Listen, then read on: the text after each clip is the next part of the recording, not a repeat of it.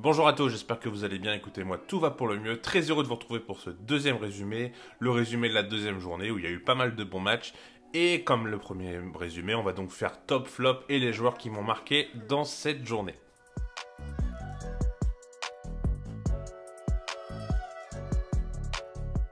Comme d'habitude, si le contenu vous plaît, n'hésitez pas à liker, n'hésitez pas à vous abonner, ça apporte beaucoup pour le référencement. Encore merci d'être de plus en plus nombreux à rejoindre la chaîne. Mais voilà, si c'est pas fait, n'hésitez pas à abonner, ça apporte vraiment beaucoup pour le développement de la chaîne.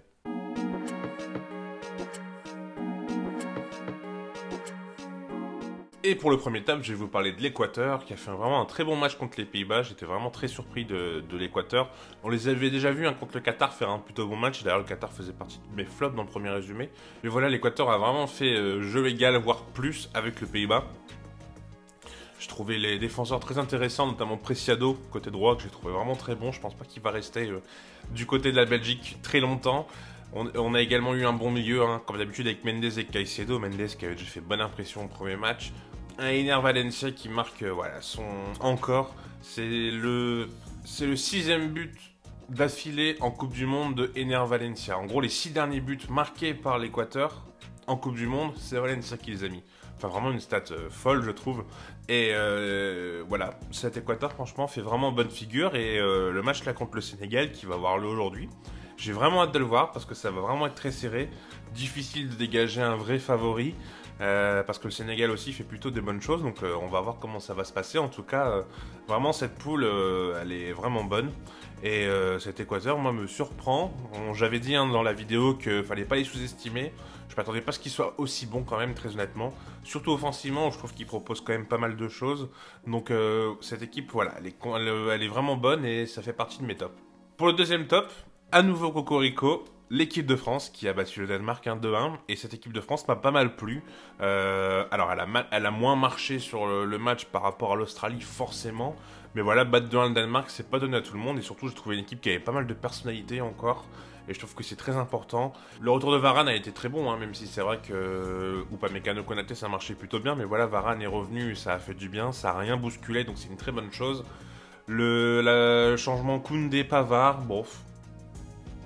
Pavard était tellement mauvais contre l'Australie que voilà, mais le Koundé, je pense que c'était obligatoire. Koundé a essayé. Koundé, je lui pardonne un peu plus parce que Pavard, il joue quand même des matchs arrière droit très souvent. Koundé, ça lui arrivait très peu. Et ça lui arrive au Barça, mais au Barça, on ne lui demande pas la même chose à Koundé quand il joue à latéral droit. On lui demande plus d'être. En gros, de passer un système à 3 en transition défensive, donc il passe plus derrière. Alors que là, on demande vraiment de monter, donc voilà, c'est pas la même chose. Et cette équipe de France, voilà, est qualifiée, c'est une très très bonne chose. Bravo, parce que franchement, c'était pas simple de battre le Danemark et ils l'ont fait, donc voilà, super performance de la part des Bleus. Et voilà, il va falloir voir comment ça va se passer par la suite, mais voilà, c'est une très bonne chose cette victoire. Pour le troisième top, je vais parler du Maroc qui a battu la Belgique, qui a vraiment fait un super match. Il y avait vraiment un gros esprit d'équipe. J'ai vraiment trouvé cette équipe voilà, très intéressante. J'en avais parlé dans la vidéo sur le Maroc d'ailleurs, j'avais dit que je sais pas, je sentais bien le Maroc, je sentais pas forcément la Belgique. Et finalement, j'avais un bon pressentiment. Vraiment, cette équipe du Maroc m'a fait super impression. Alors franchement, la Belgique n'était pas à un niveau incroyable, mais quand même, il fallait les bousculer, donc bravo à eux. Et bravo au coach qui a vraiment fait les bons changements au moment où il fallait à chaque fois, qui a apporté vraiment. Donc voilà, je suis très content de voir le match de Ziyech également. C'est un joueur que j'aime vraiment beaucoup, qui a vraiment été très bon, donc bravo. Le match de Bouffal qui a été bon, le match de Aboukal. Voilà, la défense aussi, je trouve que la défense Aguerd de Dari, franchement, elle fait vraiment bien le travail. Donc le gardien qui a à la dernière minute, parce que Bounou a eu des vertiges visiblement pendant l'hymne, donc changement de gardien à la dernière minute et il répond présent. Donc franchement bravo à cette équipe du Maroc qui est quasiment qualifiée. Il lui reste un match contre le Canada qui est sûr d'être éliminé, donc normalement ça devrait pouvoir le faire. Donc franchement ouais, cette équipe du Maroc elle est bonne, elle est très bonne et bravo parce que franchement c'était une équipe, je me suis vraiment régalé moi devant le match du Maroc, donc bravo à eux. L'avant-dernier top, c'est la Croatie qui a mis 4-1 contre le Canada justement, donc dans le même groupe que la Belgique et le Maroc. Et ouais, 4-1, super match de la Croatie. Le Canada n'a pas forcément démérité, mais il a quand même pris 4 buts parce que défensivement il y a quand même énormément de largesse. Et cette équipe de Croatie, voilà, c'est comme souvent en compétition, elle répond présent. Et voilà, avoir réussi à marquer 4 buts, c'est vraiment une très bonne chose. On avait peut-être un petit problème de neuf, on disait que Kramaric n'était pas finisseur, finalement il a mis 3 buts, bon, 2 valides, un hors-jeu. Mais voilà, cette équipe de Croatie a vraiment été très très bonne, moi elle m'a vraiment beaucoup plu. Et bravo pour ce match. J'ai vraiment pris pas mal de plaisir, je l'ai vu en replay parce que à la base je le regardais pas. Et quand j'ai vu 4-1 et qu'on m'a dit ouais c'est un beau match, du coup je l'ai regardé en replay dans la nuit. Et franchement super match, je me suis bien régalé. Le Canada n'a pas été si décevant, mais voilà, se prendre 4 buts, hein, c'est malheureusement en Coupe du Monde, c'est pas possible. Donc voilà, bravo pour la Croatie. Et mon dernier top, c'est le Ghana. Le Ghana qui a gagné 3-2 contre la Corée du Sud. Quel match! Quel match! Franchement, c'était un régal. La Corée du Sud poussait plutôt bien. Et le Ghana a marqué un but. La Corée du Sud a pris un vrai coup. Du coup, Kudus a marqué le deuxième but après, juste derrière. Donc voilà, vraiment ce Ghana a été très très costaud. Et à la mi-temps, donc en deuxième mi-temps, la Corée du Sud a marqué 2 buts coup sur coup, assez surprenant. Mais voilà, le Ghana n'a pas fait preuve de peur, a continué à jouer son jeu normalement et a réussi à marquer ce troisième but. Et voilà, cette équipe a vraiment beaucoup de talent, je trouve. Notamment avec Kudus, hein, qui a été auteur du doublé. Mais voilà, il y a vraiment très très bons joueurs dans cette équipe du Ghana et c'est plus que mérité cette victoire contre la Corée du Sud, qui a pas démérité, hein, franchement, qui a été excellente. Donc, enfin, non, peut-être pas excellente, c'était exagéré, mais qui a pas été mauvaise. Donc, bravo pour cette équipe du Ghana qui a réussi à gagner et qui voilà, va avoir son dernier match contre l'Uruguay. Donc, on va voir comment ça va se passer. Mais voilà, en tout cas, ce Ghana est bien parti pour se qualifier pour les huitièmes de finale. Avant de rentrer dans les flops, petite mention pour les matchs Espagne-Allemagne et Serbie-Cameroun parce que c'était 2 super matchs. Les deux, je peux pas mettre les équipes dans les tops et dans les flops parce qu'ils ont plutôt fait jeu égal. Et il a failli avoir la Serbie en fait avant qu'ils se prennent les 2 buts à la fin, dans le deuxième mi-temps.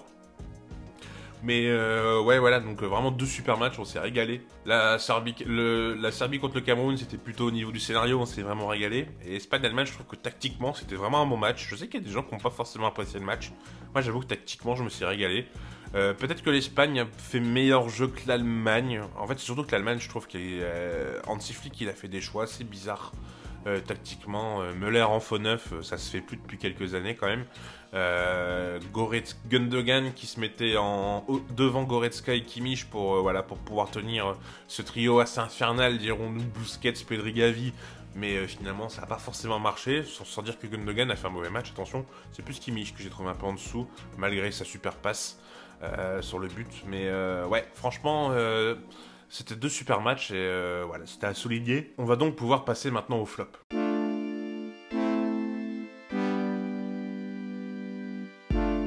Mon premier top était l'Équateur, mon premier flop est donc les Pays-Bas. Franchement, je suis vraiment déçu de ce qu'ils montrent. Alors oui, ils ont 4 points, hein, ils sont bien partis pour être qualifiés, surtout qu'ils affrontent le Qatar. Mais ouais, franchement, cette équipe des Pays-Bas, elle me vend pas du rêve. Il y a que Gakpo, en fait, qui fait des différences, qui est là, qui répond présent. S'il n'y avait pas Gakpo qui faisait des fulgurances, je sais pas comment cette équipe gagnerait. Franchement, c'est compliqué. Je suis assez déçu des Pays-Bas parce que j'en attendais quand même beaucoup. Bon, après, c'est que les poules, hein, ça peut très bien monter en puissance, on l'a déjà vu à moult reprises dans des compétitions. Mais là, pour l'instant, de ce que je vois, je suis obligé de vous dire que je suis déçu. Donc, franchement, ouais, cette équipe des Pays-Bas, pour l'instant, moi, j'en attendais vraiment beaucoup mieux et ouais, je suis assez déçu de ce que je vois. Mon deuxième flop, c'est l'Angleterre, qui a été mon top lors de la première journée. Mais là, c'est un flop parce que j'ai été plus que déçu. Ah oui. Précision, hein, pour ceux qui n'ont pas vu, flop, c'est mes équipes qui ont déçu. Hein. C'est pas forcément les équipes les plus nulles, c'est mes équipes qui ont déçu, je préfère préciser. Et l'Angleterre, beaucoup déçu parce qu'après un 6-2 contre l'Iran, où je les avais trouvés vraiment bons offensivement, là, ils se sont fait manger par les États-Unis, honnêtement. Manger, le mot est peut-être un peu fort, mais en tout cas, je trouve les États-Unis meilleurs que l'Angleterre. Sans solution, l'entraîneur qui fait des changements complètement fous, qui sort Bellingham et qui fait rentrer Anderson alors qu'il y a 1-1, donc c'est montré vraiment. Soit l'incompétence, salut Flo qui m'avait dit ça sur Twitter, soit la fébrilité, en tout cas ça montre clairement un aveu de faiblesse pour moi. Et ouais, cette équipe d'Angleterre, je comprends pas, enfin quand on regarde la liste, j'ai vu sur Transfermarkt, alors ça vaut ce que ça vaut un Transfermarkt, mais c'est l'équipe qui a la plus haute valeur marchande, le 11 qui a la plus haute valeur marchande en première journée c'était eux, et je crois que c'est la liste aussi qui a la plus haute valeur marchande, et ça joue pas bien en fait, donc c'est très compliqué, je suis vraiment déçu par cette équipe d'Angleterre. Enfin déçu non, parce qu'en fait on s'y attendait avec ce sélectionneur que ça joue pas forcément très bien. Mais là franchement, c'était très compliqué aux États-Unis. Et si les États-Unis avaient gagné, franchement, j'aurais pas crié au scandale, loin de là. Le troisième flop, ça va être le Mexique. J'ai pas compris ce qu'ils venaient faire là, honnêtement. C'était... Ouais, franchement, le Mexique, là, contre l'Argentine, alors déjà, le match, c'était un peu une purge, on va pas se mentir.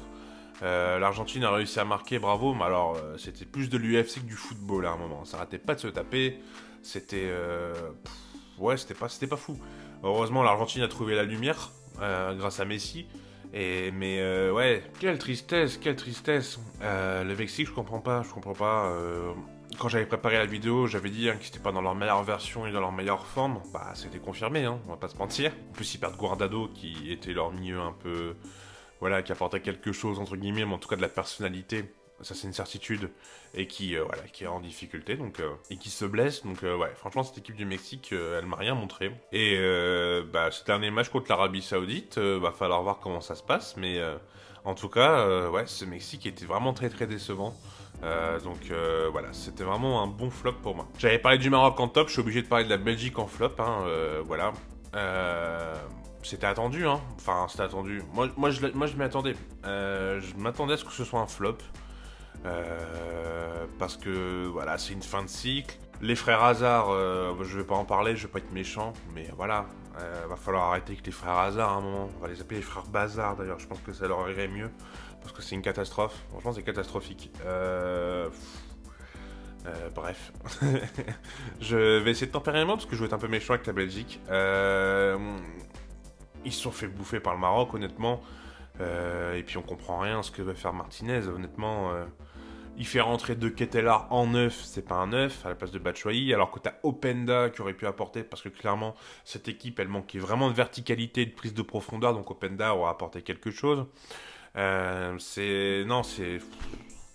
Timothy Castagne qui se retrouve défenseur central pour bloquer Ziyech, sauf que le mec, à la base, est quand même milieu, il s'est retrouvé latéral un peu par dépit, j'ai envie de dire.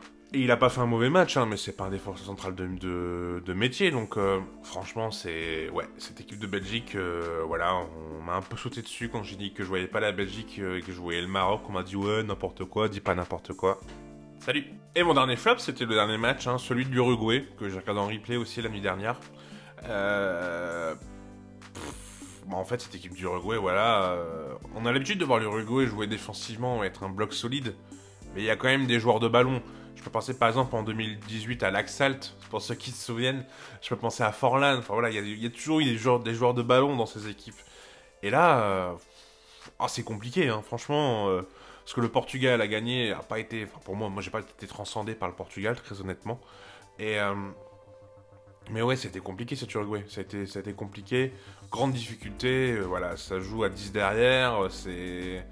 J'attendais quand même mieux de cet Uruguay, surtout que c'est la dernière Coupe du Monde de pas mal de joueurs. Voilà, je pense que le cycle va être renouvelé, il va pas falloir bégayer, va falloir vraiment y aller parce que là ça devient compliqué pour l'Uruguay.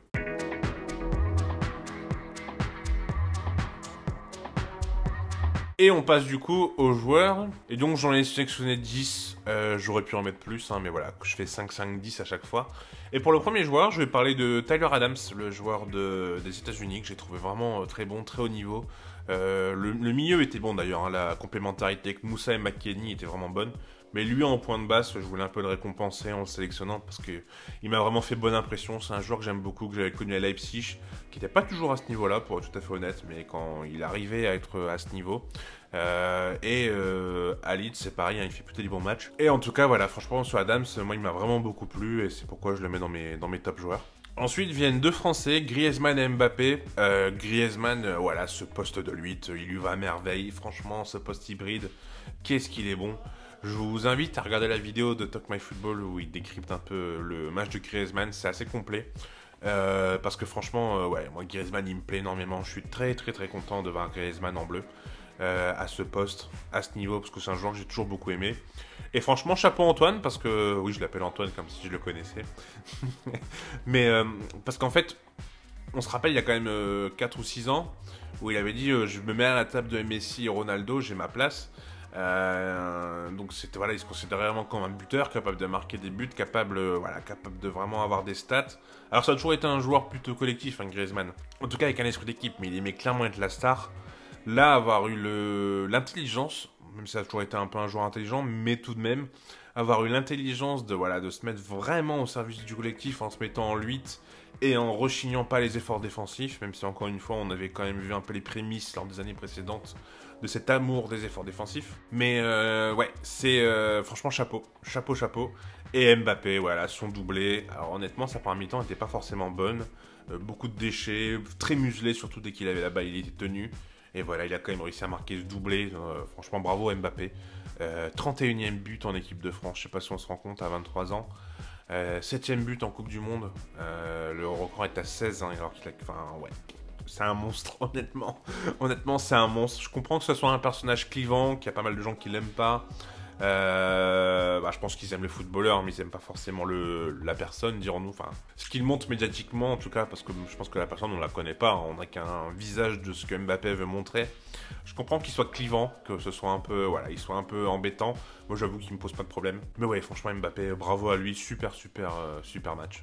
Je vais enchaîner par un Argentin, et je vais pas parler de Messi, même si son but, il est vraiment beau, mais j'ai envie de parler d'Enzo Fernandez, parce qu'il a fait une entrée qui a vraiment changé beaucoup de choses. Il a pris la place de Guido Rodriguez, qui se muait un peu en défenseur central, en phase offensive, ça apportait rien. Je trouve qu'Enzo Fernandez, il a beaucoup apporté, il a marqué en plus, et j'espère que sincèrement qu'il sera titulaire, parce que pour moi, c'est la clé pour l'Argentine, pour pouvoir montrer un meilleur visage, c'est vraiment qu'il soit mis, qu'il soit titulaire. Voilà, ce 6-8, voilà, il est capable un peu de tout faire. Il apporte vraiment beaucoup de fougue et un peu de folie, entre guillemets, dans cette équipe d'Argentine qui en manque terriblement. Et voilà, j'espère qu'il sera titulaire pour eux, parce que franchement, il a vraiment apporté à chaque fois qu'il est rentré en cours de jeu. Et c'est un joueur, moi, qui m'impressionne de jour en jour, de match en match. Et c'est pourquoi, voilà, j'avais envie de parler de Enzo Fernandez au lieu de parler de Messi. On va parler maintenant d'un gardien, on va parler de Szczęsny, qui a vraiment fait un bon match, hein, contre l'Arabie Saoudite, qui a un peu sauvé les siens, qui arrête un penalty, qui se relève pour arrêter un autre tir. Donc franchement, bravo à lui, bravo à Szczęsny pour ce match. Franchement, moi, il m'a assez bluffé. Voilà, bravo bravo pour ce match. Je vais un peu me répéter. J'avoue que les gardiens, j'ai du mal un peu à être très bon dans ce qu'il faut faire. Mais en tout cas, il y a eu une clean sheet. Voilà, il n'a pas pris de but, il a arrêté un penalty. Donc vraiment bravo pour cette équipe de Pologne qui s'est un peu mieux comportée, même si c'était pas forcément flamboyant non plus.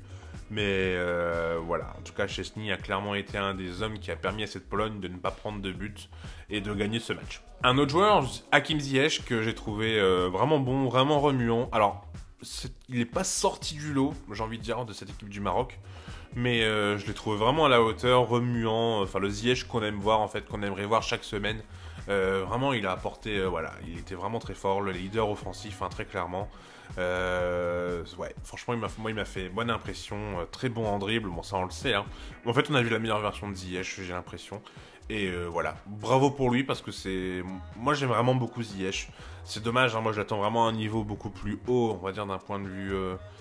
Enfin, Chelsea c'est un bon club, mais je l'attends vraiment à être, voilà, un joueur décisif, on va dire, de l'équipe. Malheureusement, il n'a pas forcément le temps de jouer escompté.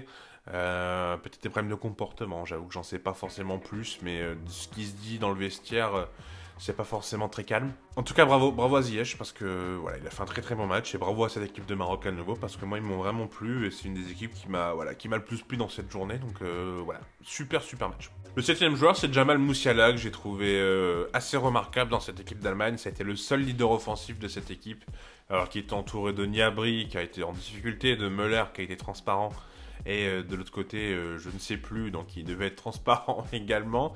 Et voilà, franchement, Musiala, quel joueur.